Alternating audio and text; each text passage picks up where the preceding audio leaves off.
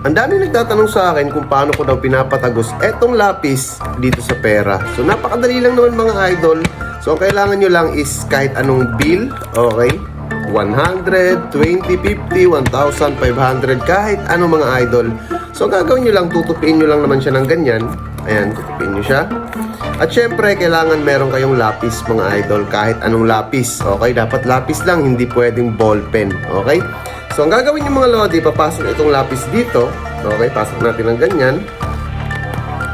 Tapos, papatagusin lang natin sa kabila, mga lods. Ayan.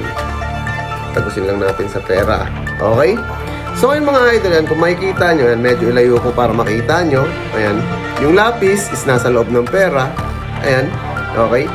So, ang gagawin nyo lang mga idol, isahawakan nyo yung dulo ng lapis. Ayan. Gitna nyo lang sa pera, okay? Nakagitna lang siya.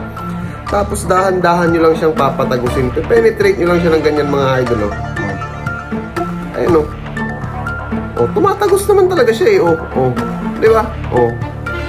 Tumatagos siya mga idol. Tumatagos ng buyan mga lods, oh. Di ba? Oh.